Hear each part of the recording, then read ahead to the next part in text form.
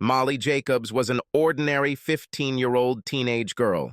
That is, she was hormonal. She constantly rebelled and was constantly angry with her mother. Her mother, Linda, constantly tried to control her and tell her what she was doing was wrong, what she should do. She didn't like her friends. She didn't like the way she dressed.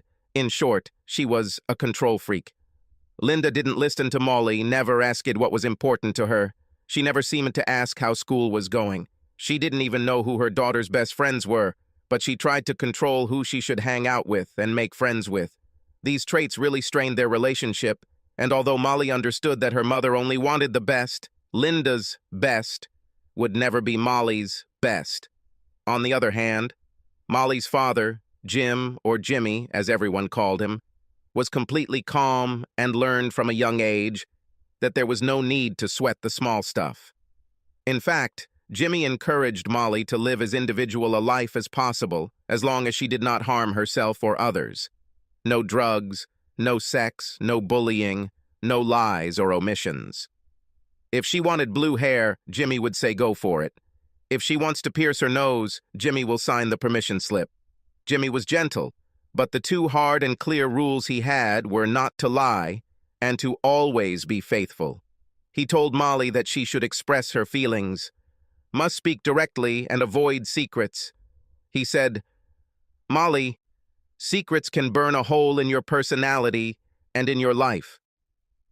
Secrets eventually come out, and if they fester for too long, by the time the secrets come out, they cause more and more damage."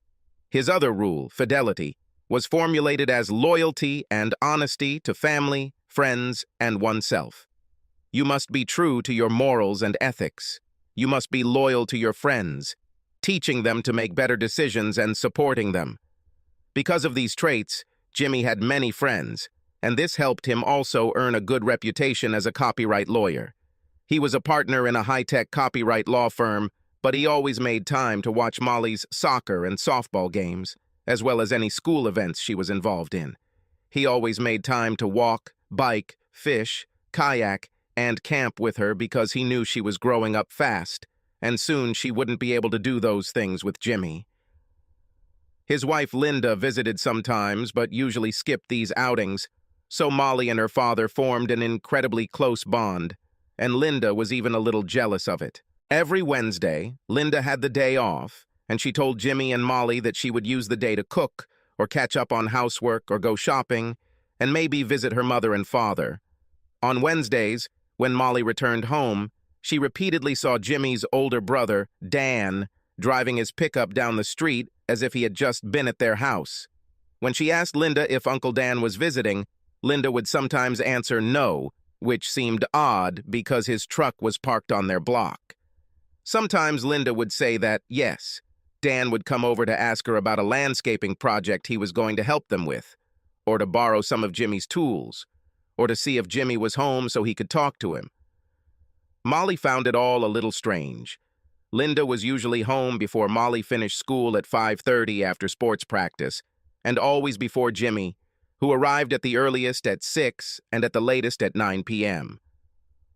That day at school, just after lunch, around 12:30, Molly began having severe cramps due to her menstrual cycle. She asked the teacher if she could see the nurse and convinced her to let her go home. She called her mother, Linda, but the phone went to voicemail. She tried again and got the same result, so she left her a short message. "Mom, I'm not feeling well, so I'm leaving school. It's only 10 blocks, so I'll walk, but if you get this message, you can pick me up. I'll go home on Maple Street. Thank you." Molly walked home, but Linda never called back. When Molly came around the bend in the street on her block, she saw Uncle Dan's truck parked in the driveway. He probably needs some more tools or something, she thought. Molly walked up the path and the door was locked, which seemed a little strange. She opened the door with her keys. The ground floor was dark, quiet, and there was no one in the kitchen. She dropped her backpack and looked into the garage to see if Uncle Dan was rummaging around the workbench for tools. But it, too, was empty. When she returned, she heard someone upstairs groaning and breathing heavily. She was intrigued and quietly walked up the steps and down the hallway to her parents' bedroom. She peeked around the doorframe and was stunned to see her mom Linda having sex with Uncle Dan. They both moaned. She quickly backed away, in shock and tears. She didn't know what to do, but when the anger over her uncles and her mother's betrayal of Jimmy's father sunk into her mind, she became angry, very angry. She looked around again, this time with her phone and video camera on. Linda and Dan, not noticing Molly, continued their debauchery. "Fuck me, you dirty boy, and don't stop!" she screamed. Dan replied, "I love sex with you, and I'll have you better than little Jimmy ever did." They both laughed, and it made Molly furious. Molly entered the room and screamed, "You are cheating, you fucking slut! How could you do this to our family? And you, Uncle Dan, fucked your own brother's wife. I hate both of you, you pathetic pieces of shit." Both Dan and Linda looked around, confused that someone was there, and then recoiled in horror when they saw Molly filming them and yelling at them. Molly turned and ran down the stairs. Linda screamed, "Oh God, no!" Molly, "No, please come back. It's not what you think. Please, Molly. Come here and talk to me." She ran down the hallway after Molly, but Molly was out the front door before Linda even came down from the top of the stairs. Linda ran back and shouted to Dan, "Get dressed and start your truck. We have to catch her. We have to convince her not to tell Jimmy. It will destroy him, and he will kill us both.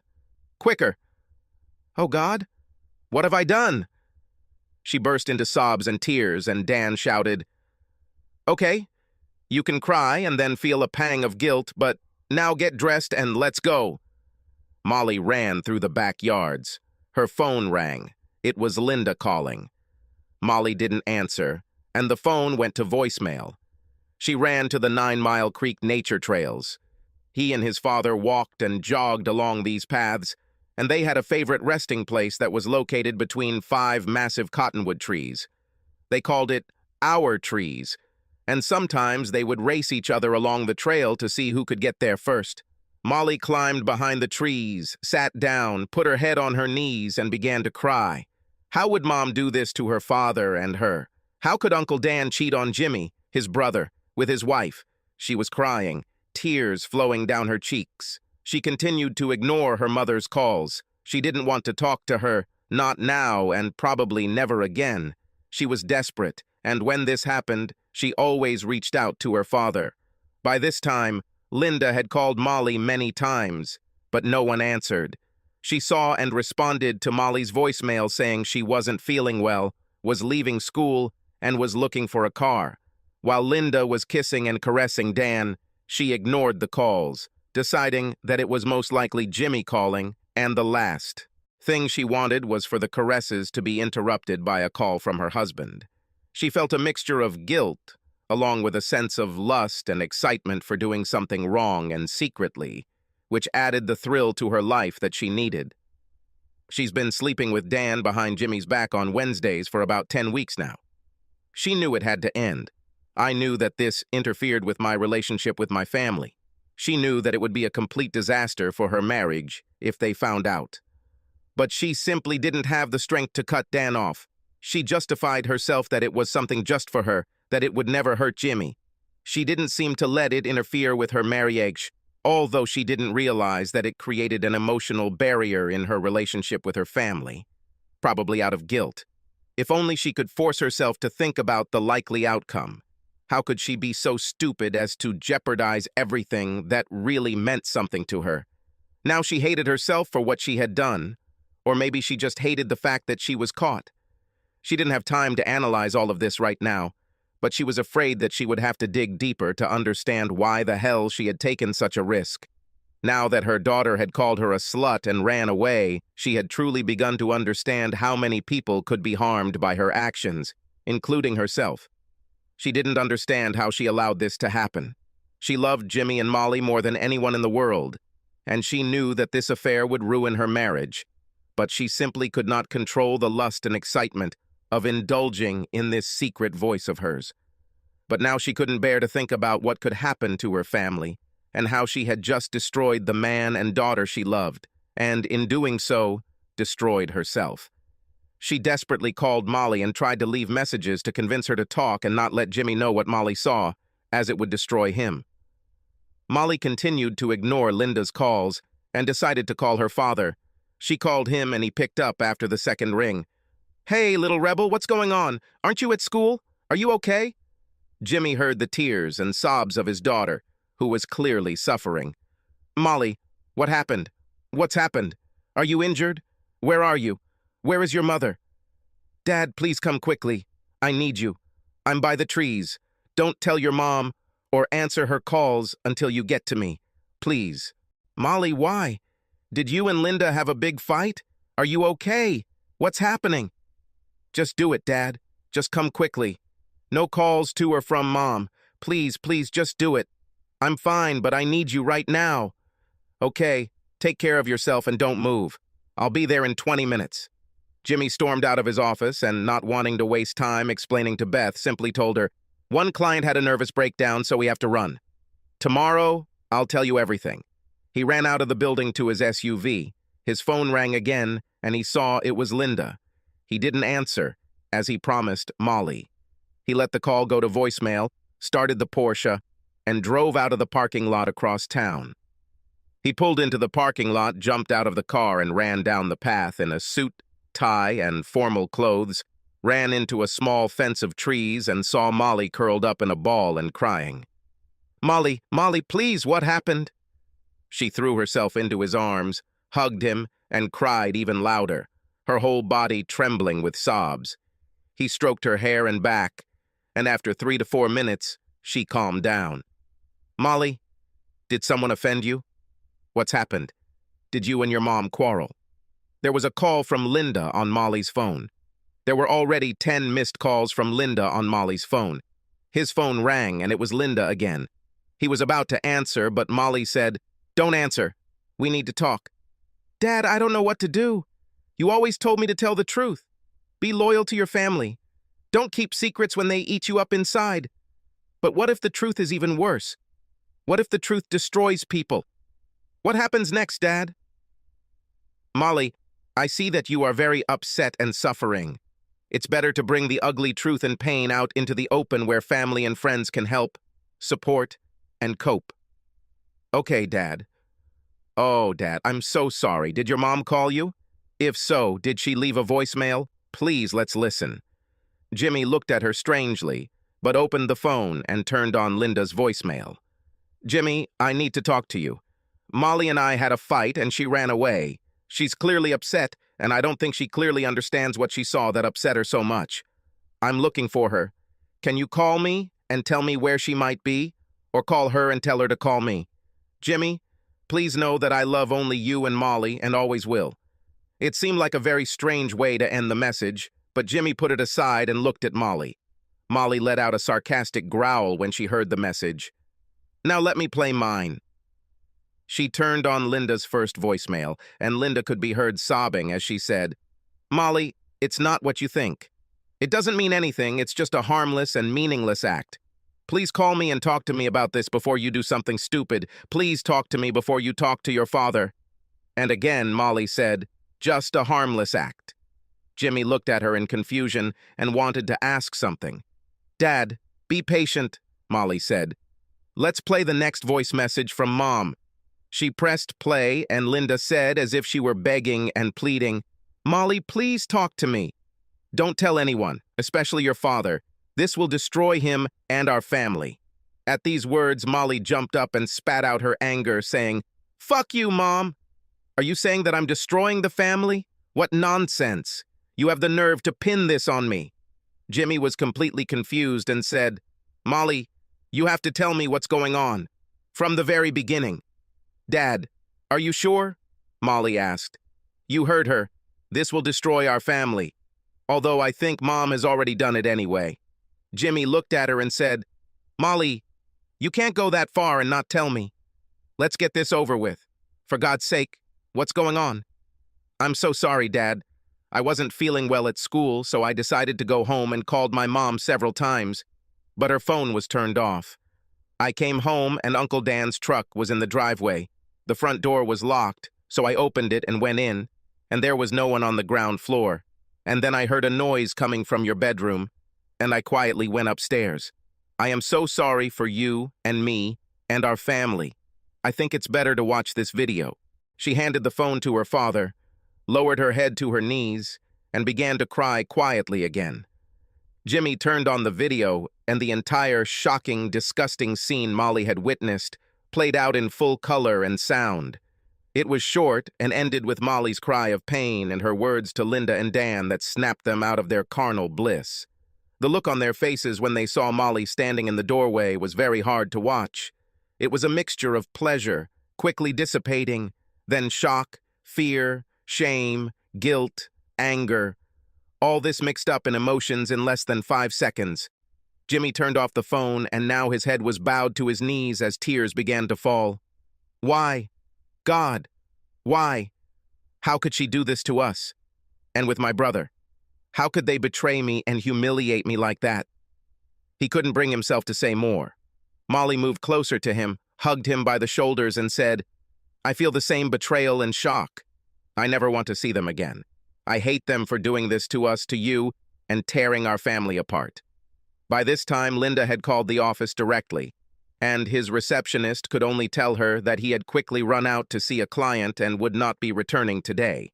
She said she would take the message and suggested she call him and make sure he knew his wife was desperate to talk to him. Linda muttered, "No, thank you," and hung up.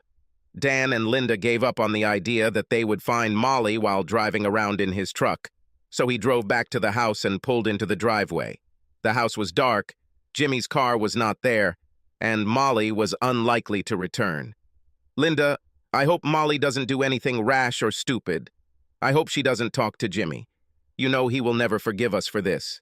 I guess I need to get home before Amanda wonders where I am, and I think I'll just keep my head down and see what happens." Damn it. Why were we so stupid? Linda looked at him and could barely speak through her sobs and tears. "Drop me off, Dan. I need to think about what I will say to Molly. I have to get to her before Jimmy finds out.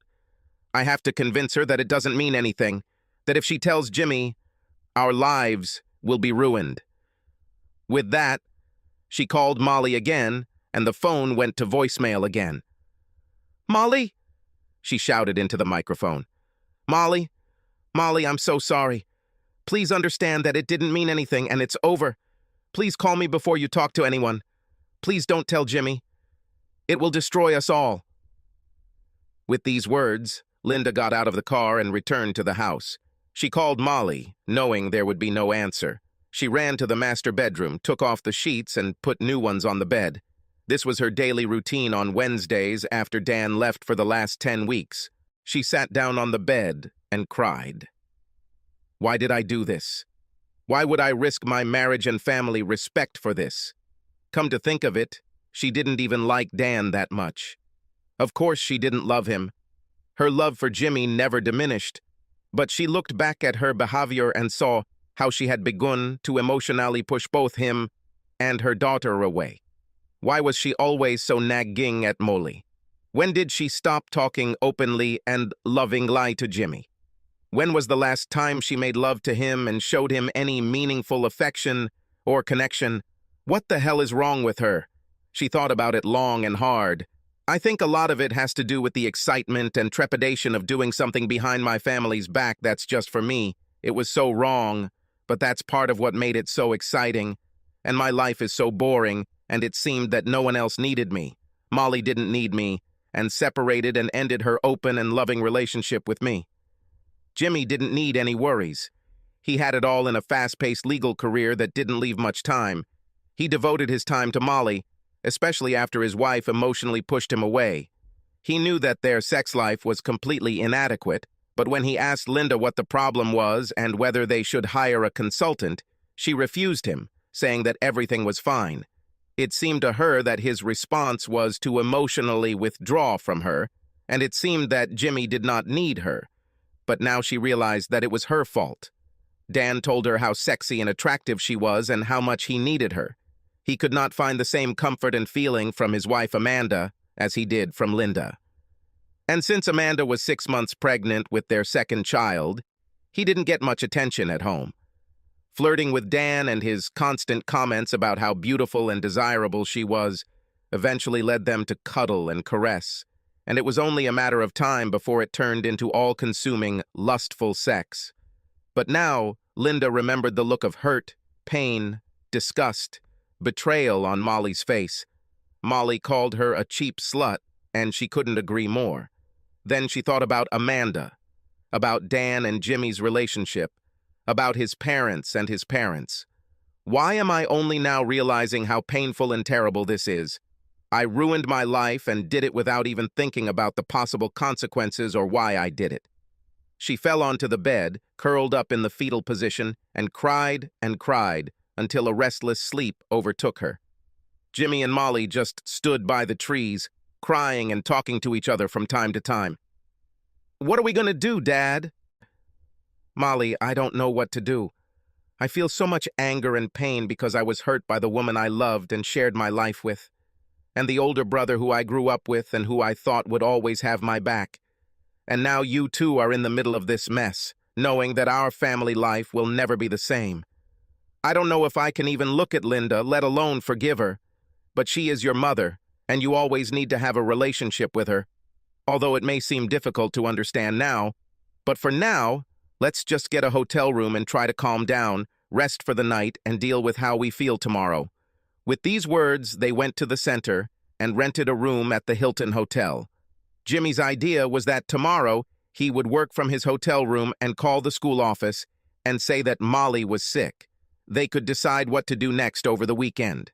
Jimmy called his friend Jack Wilson, the city's district attorney, and gave him a quick rundown of what was going on. He told Jack that his wife would probably file a missing persons report in a day or two, and asked Jack if he could hold off on that report and take no action, knowing that Molly was safe with Jimmy and they would be in contact soon. Linda. Jack reluctantly agreed, but told Jimmy that he could only put it off until Monday, so Jimmy should talk to Linda before then. Molly and Jimmy checked into the Hilton Hotel and ordered hamburgers and fries. Then they turned on the TV, lay down in their beds, and watched TV like zombies until sleep finally claimed them, at least for a few hours. Linda woke up around 10 p.m. and saw that neither Molly nor Jimmy had called her back. "Oh God, no," she thought. "Jimmy must know, otherwise he would have called or been home a long time ago. Oh God, what have I done?" She tried calling Jimmy and Molly's cell phones again, and both immediately went to voicemail, indicating they were disconnected. She wrote to Jimmy, "Jimmy, I think you know, but please know that it doesn't mean anything, and I only love you. I'm sorry, but you need to let me know Molly is safe and come home and talk to me.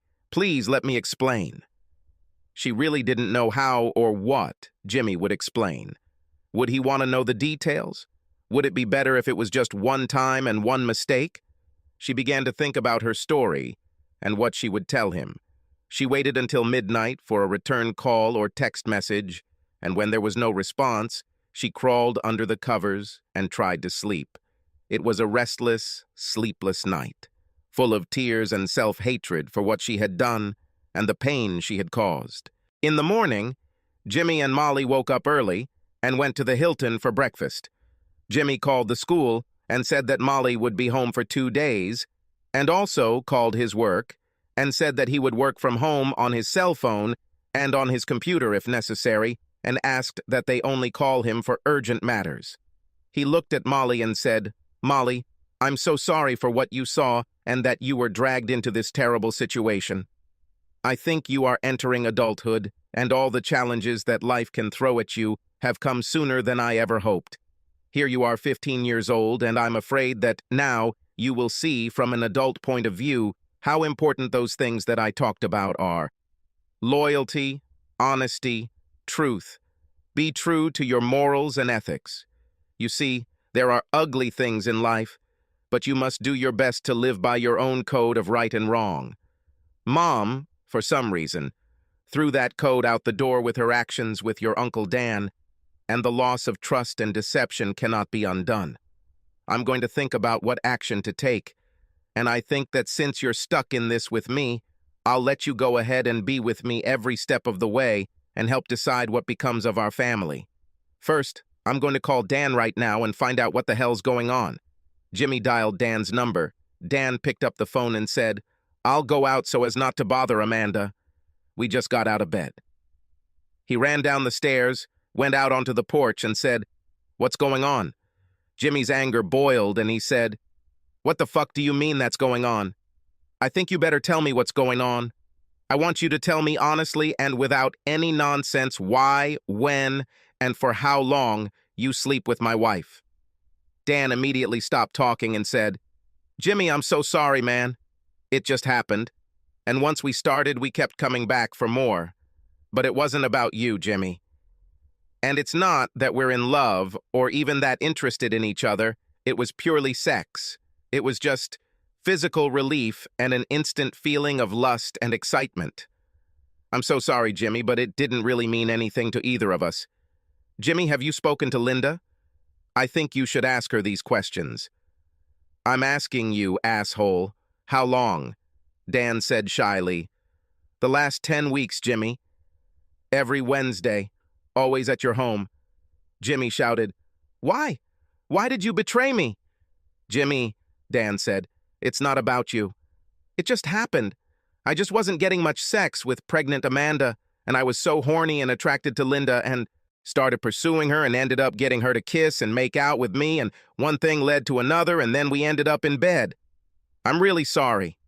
You have to forgive us and we'll get through this, Jimmy. We both love you and don't want you to get hurt and don't want to destroy your family. Forgive you, Dan? Listen, this is how it will be between us. I will never talk to you or visit you again. If I see you, you better run because I will beat you. Now you are dead to me and I no longer have a brother." Dan started apologizing and asking Jimmy to be reasonable and not let this ruin their relationship. "Jimmy, it doesn't mean anything. It was just sex. It meant everything to me, Dan. You have destroyed my marriage as well as my trust in both of you. Do you have any idea how this affected Molly? So don't tell me it doesn't mean anything. This means that none of you respected or loved us enough not to cause us the worst pain." With that, Jimmy hung up and decided that this was truly the last time he would talk to Dan. Molly and Jimmy spent Thursday and Friday working in the hotel room, eating at the restaurant, and then going outside to get some fresh air. Linda kept calling, but neither of them answered or even listened to the voicemail. Linda was very worried and didn't know how to contact them. She also called Dan, but he did not pick up or answer any of her calls. She finally went to the police station on Friday afternoon to file a missing persons report. "My daughter ran away, and I want to file a missing person report and ask you to help find her." The officer on duty began to collect information from her, and when he found out her name, daughter's name, husband's name, and address, he asked to wait a few minutes while he went into the office.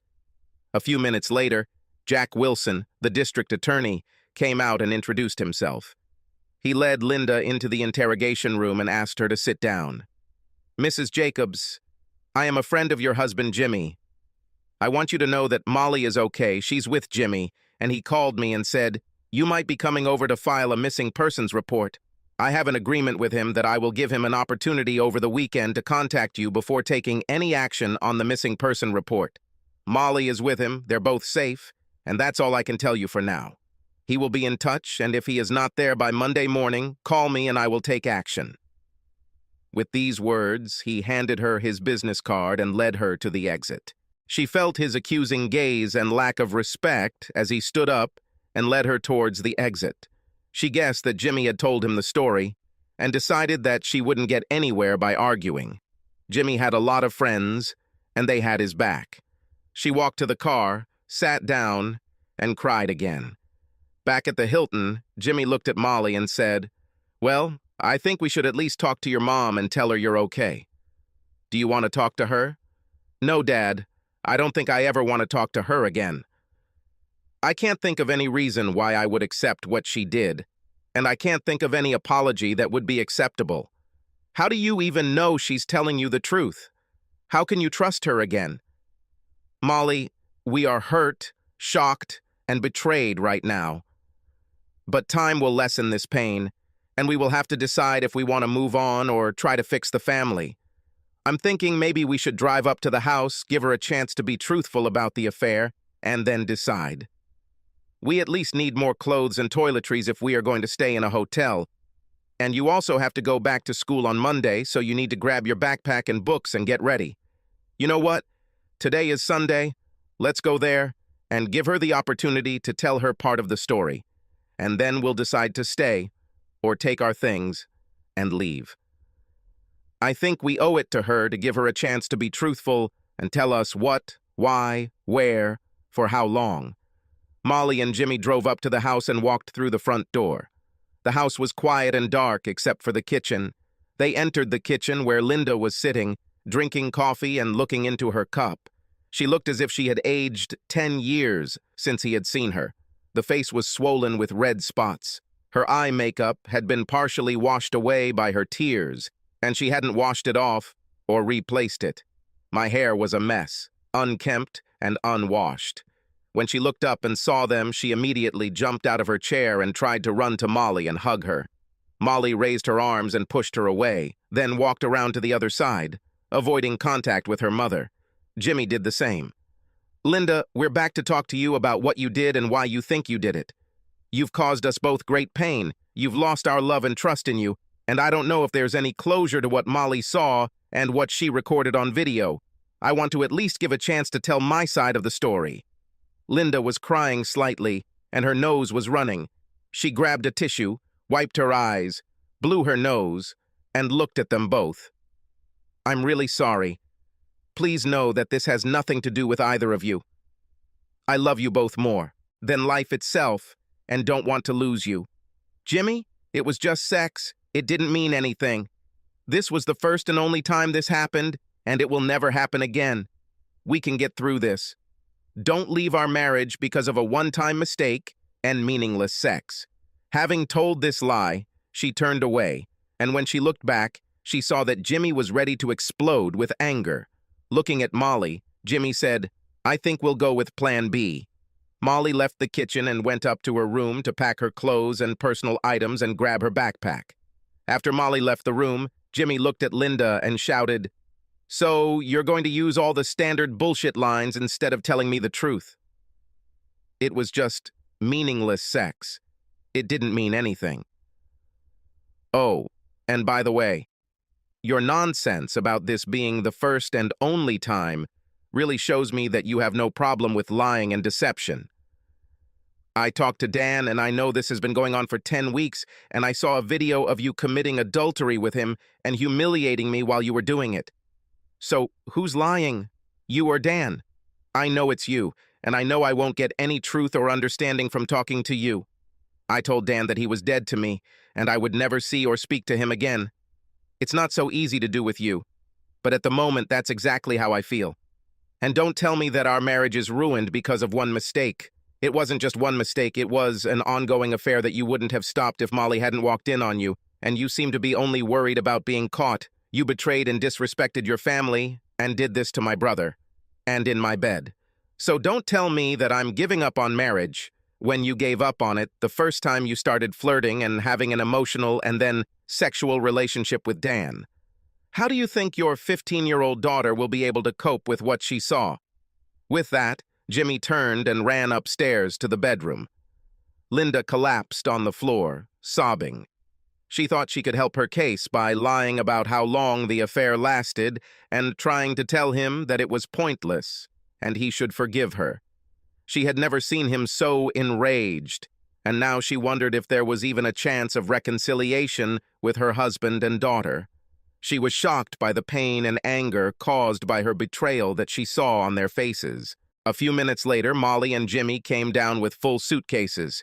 Jimmy took off his wedding ring, placed it on the counter, and they walked out in silence. Linda was left lying on the kitchen floor, curled up in a ball and crying. Jimmy and Molly returned to the Hilton, but Jimmy began looking at apartments that were close to the school and not too far from his office. He called several rental agencies, and by the end of the day he had a 6-month lease on a fairly new 2-bedroom, 2-bathroom apartment with a landscaped pool and spa, BBQ grills and tables, and a gym. The next morning, Jimmy took Molly to school, returned, and moved their modest wardrobe and belongings into the apartment. Jimmy got to work, immediately called his financial advisors, and began dividing his pre-tax savings, checks, and joint accounts into one account in his name and another account in Linda's name. He then contacted a reputable divorce lawyer who he knew had a very good reputation and made an appointment for that afternoon. His planners called him back and told him that since he had set up some college funds for his daughter, he could take a very large portion of his joint savings and investment accounts and put them in trust to fund her college, and it would not be available under any divorce settlement. He also changed his insurance beneficiary to Molly. After 10 days, the divorce strategy and all its financial adjustments were ready. He told his lawyer to start filing the divorce papers, but didn't file them until they heard from Jimmy. For the past 10 days, Linda had been calling and texting Molly and Jimmy, begging them to talk, begging them to go to marriage counseling, and begging them to come home. Jimmy instructed the security at his office not to allow her onto the property. Molly went to the school's vice principal, explained the situation, and convinced him that Linda should not be allowed on school grounds. Around this time, Molly heard from Linda's parents. They called her and left a voicemail, which confused Molly. Basically, it said they didn't know why Molly and Jimmy were treating their daughter so badly over a minor disagreement, and how could they be so cruel as to leave and not talk to her. Molly decided to call Jimmy's parents and see if they had heard anything. She called them and asked, "Hello, Grandma, how are you? Have you been in contact with the family, and what's new? I know we haven't seen each other for several weeks." They said it was really nothing new. They were just waiting for Dan and Amanda's baby to be born. They said Dan and Amanda were coming over for brunch the following weekend and asked if Linda, Jimmy, and Molly would like to come. Molly quickly realized that no one in the family really knew what was going on. Apparently, Linda didn't tell her parents the real truth, and obviously Dan never discussed it with Amanda or his parents.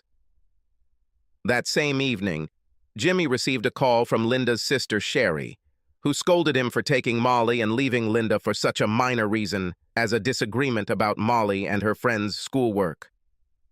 "How could you be so cruel, Jimmy? This doesn't sound like you at all." Jimmy simply said that there were personal issues between him and Linda that would take time to resolve. 20 minutes after this call, Linda's parents called with the same message. "How can you be so cruel as to leave because of some minor disputes and disagreements?" And at the end of the evening, Jimmy's parents called and asked if Linda, Jimmy, and Dan would come over for brunch. Molly saw that Jimmy was trying to avoid accusations, but neither Linda nor Dan would tell anyone the truth about what was really going on. Molly looked at him and said, "Well, obviously, neither Linda nor Dan told anything close to the real story to the family, and it turns out to be your fault." She was furious, but her father just shrugged and said that everything would work out on its own.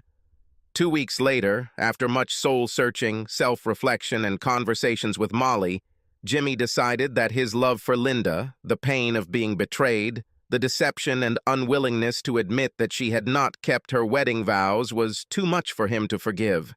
It was also clear that she didn't take any responsibility for what she did to her family, and neither did Dan.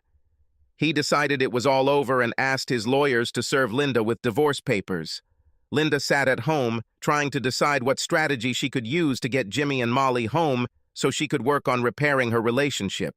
She knew she had hurt them, but she tried to convince herself that it was just meaningless sex, that it was over and could go back to normal. She told herself that they would miss her and come back, and when they returned, she would be the most loving wife and mother she could be. While she was wondering how to get Jimmy to talk to her, she heard a car pull up, and a few moments later, there was a knock on the door. She looked out the window and saw a young man in a suit looking at her. She opened the door and he asked, "Are you Linda Jacobs?" Worried that maybe something had happened to Molly or Jimmy, she said, "Yes." The young man handed her an 8x 11-inch folder and said, "Mrs. Jacobs, you have been served." He quickly took a photo of her with the package and then turned and walked back to his car, going on. Apparently, Linda didn't tell her parents the real truth, and obviously Dan never discussed it with Amanda or his parents. That same evening, Jimmy received a call from Linda's sister, Sherry, who scolded him for taking Molly and leaving Linda for such a minor reason as a disagreement about Molly and her friend's schoolwork. "How could you be so cruel, Jimmy? This doesn't sound like you at all. Jimmy simply said that there were personal issues between him and Linda that would take time to resolve. 20 minutes after this call, Linda's parents called with the same message. How can you be so cruel as to leave because of some minor disputes and disagreements? And at the end of the evening, Jimmy's parents called and asked if Linda, Jimmy, and Dan would come over for brunch. Molly saw that Jimmy was trying to avoid accusations, but neither Linda nor Dan would tell anyone the truth about what was really going on. Molly looked at him and said, "Well, obviously, neither Linda nor Dan told anything close to the real story to the family, and it turns out to be your fault." She was furious, but her father just shrugged and said that everything would work out on its own. 2 weeks later, after much soul-searching, self-reflection, and conversations with Molly, Jimmy decided that his love for Linda, the pain of being betrayed, the deception and unwillingness to admit that she had not kept her wedding vows was too much for him to forgive. It was also clear that she didn't take any responsibility for what she did to her family, and neither did Dan. He decided it was all over and asked his lawyers to serve Linda with divorce papers. Linda sat at home, trying to decide what strategy she could use to get Jimmy and Molly home so she could work on repairing her relationship. She knew she had hurt them, but she tried to convince herself that it was just meaningless sex, that it was over and could go back to normal. She told herself that they would miss her and come back, and when they returned, she would be the most loving wife and mother she could be. While she was wondering how to get Jimmy to talk to her, she heard a car pull up, and a few moments later, there was a knock on the door. She looked out the window and saw a young man in a suit looking at her. She opened the door and he asked, "Are you Linda Jacobs?" Worried that maybe something had happened to Molly or Jimmy, she said, "Yes." The young man handed her an 8x 11-inch folder and said, "Mrs. Jacobs, you have been served." He quickly took a photo of her with the package and then turned and walked back to his car. Linda didn't understand what he was talking about, so she went into the living room, sat down on the sofa, and opened the envelope. She pulled out the documents and saw "Petition for Divorce" at the top of the first page. Her eyes filled with tears. She dropped the documents and for the first time truly realized that she had abandoned her marriage and family for some lousy sex. A few days after Linda received her divorce petition, Jimmy began receiving calls from all directions. Both Linda's parents and his parents accused Jimmy of divorcing his wife over minor differences and arguments. Then Dan's wife Amanda called and scolded him. "Jimmy, how can you stop talking to Dan because of arguments over tools? And how can you think about divorcing Linda for such trivial reasons? You need help, Jimmy. Maybe a consultation." Jimmy tried not to pay any attention to all this, and his standard line on the phone was that this was a very private matter between Linda, Molly, and himself, and they themselves should go back and ask Linda if they really wanted to understand why there wouldn't be reconciliation and why divorce is the only way forward for him. But it didn't work. They called him all the time. Then they started calling Molly with the same words and trying to persuade her to come home and be with her mother, whose heart was broken. Molly saw how much pain this caused Jimmy and how the whole family now made him out to be the bad guy. She clearly saw that Dan never told anyone the truth and blamed his problems with Jimmy on the loss of some of Jimmy's tools. Molly saw that Linda was trying to muster all the family resources to get Jimmy and Molly to come back, and she never admitted what she had done or told them the real story. She knew that Jimmy was too ethical to spread dirt and real truth that would destroy Linda and Dan's relationship with their family. But Molly had had enough. She took out her computer and wrote an email to the whole family. It read, "To all the family that is so quick to blame my dad for all the problems between my mom and us, and between Dan and him. It pains me greatly to send you the attached video, and I know it will shock and hurt you all, just as it did me when I walked into this nightmare and recorded it. It's extremely unfair that Jimmy should be punished by his family for something he didn't do. He was betrayed by his wife, brother, and now his family. I'm over it. Please look at this and ask yourself what you would do if you were in my father's shoes. What would you do in my situation? What would you do if two people who you thought loved you and protected you and would always be on your side betrayed you in the most terrible way and continued to lie about it and did not take responsibility for it? Please watch the attached video privately, and then you can talk whatever you want to my mom and Uncle Dan about how Dad should react. She copied the addresses of the entire family, her father, who she knew would go crazy, but she felt obligated to support him, and Linda and Dan. Then she clicked the submit button. Linda was at work and did not see her personal email, and her phone was turned off. When she walked out into the parking lot and into her car at the end of the day, she turned on her phone, hoping to see some kind of response from Jimmy to her daily calls, begging for forgiveness, begging him to let her explain everything, begging him to come home and talk. Instead, she saw missed calls from her parents, from Amanda, and from Jimmy's parents. First, she listened to the voicemail from Amanda. "You are a bitch and a fallen woman. Not only did you ruin Jimmy's life with your dirty affair with Dan, but you also ruined my life. I never want to talk to you again, and I will be Jimmy's strongest witness in the divorce. He treated you with respect and love and did everything for his family. And you threw it all away with your cheap, slutty behavior. Maybe Dan will want to come and stay with you because his ass is getting kicked out of here tonight." Linda wasn't entirely sure if Dan had confessed or what had happened, but she had an uneasy feeling that the family knew what really happened. The next voice message was from my mother. "Linda, how could you? It was so disgusting and painful for me to watch this video, and with brother Jimmy, and in your marital bed.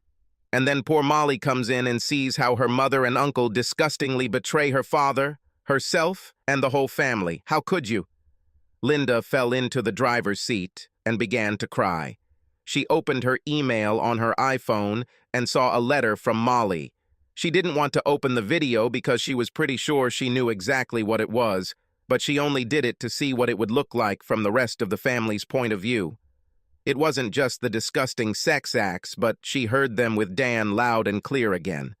"Fuck me, you dirty boy, and don't stop," she screamed.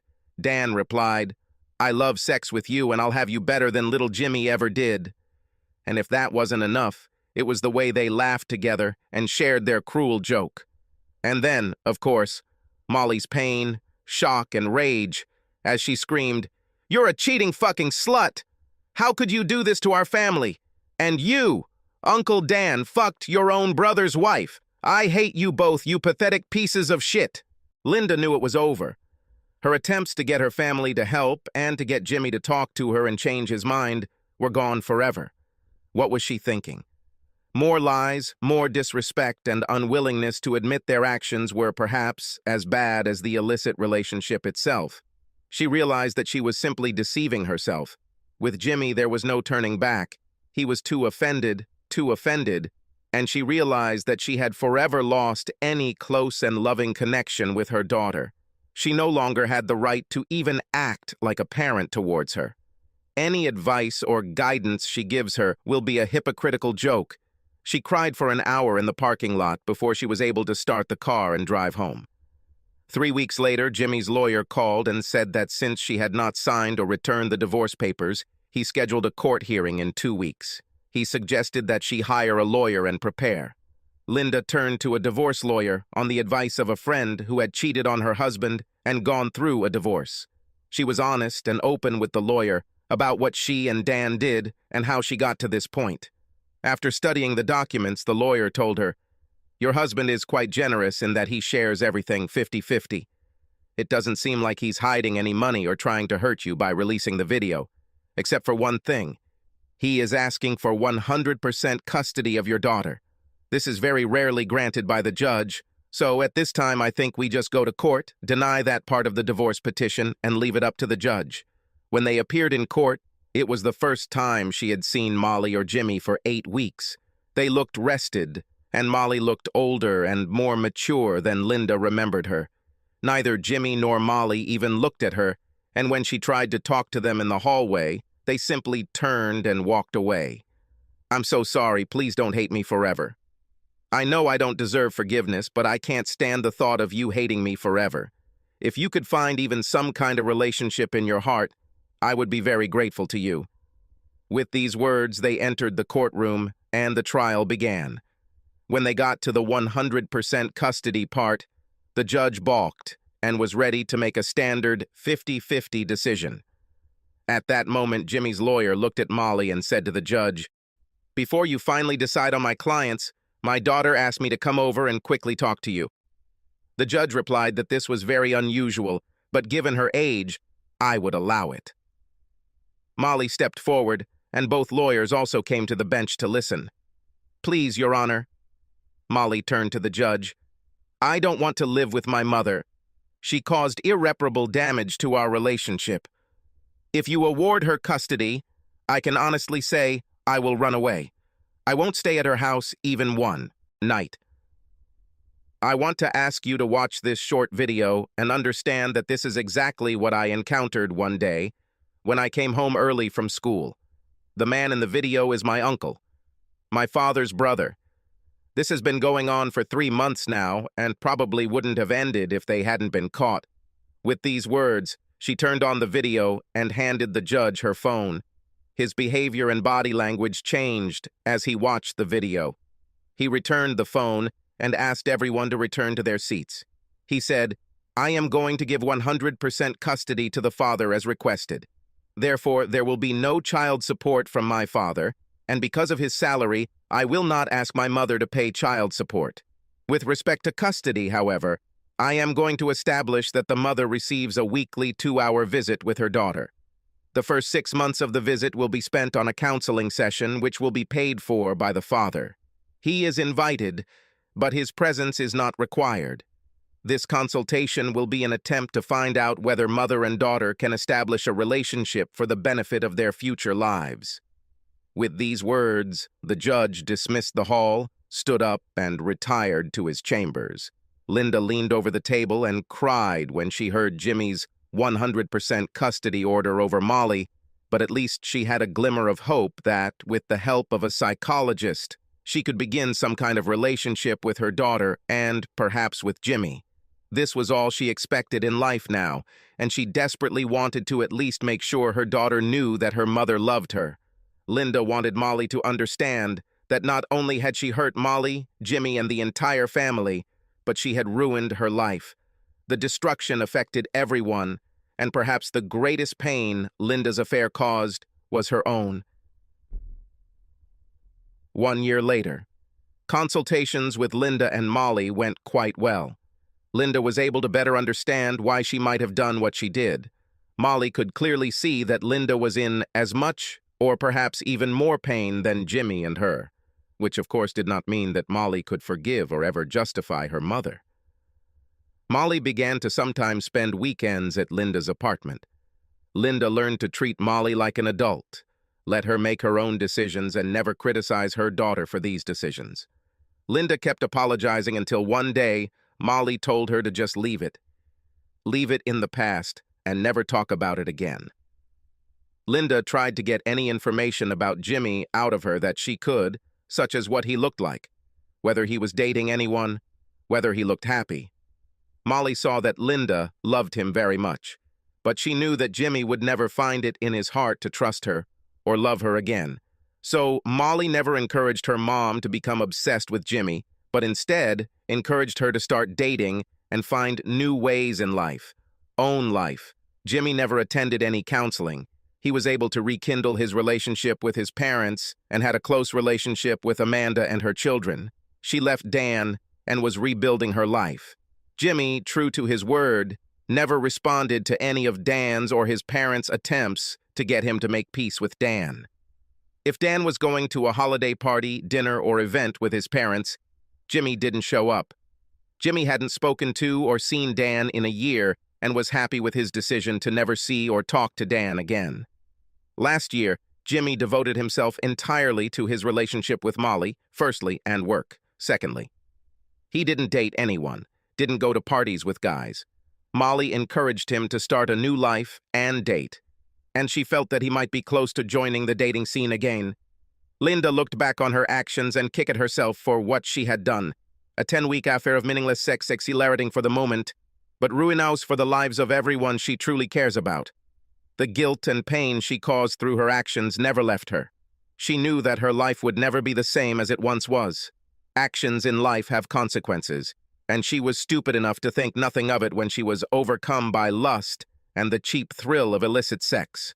She gave up the best life she could afford. She confronted her daughter very early on with the reality of adult pain and problems, and she threw away the love, trust, partnership, and joy that she had in her family and knew that she would never experience it again. Subscribe to our channel so that your second chaff doesn't cheat on you, and go ahead and listen to the next story, because this story is nothing compared to the next one.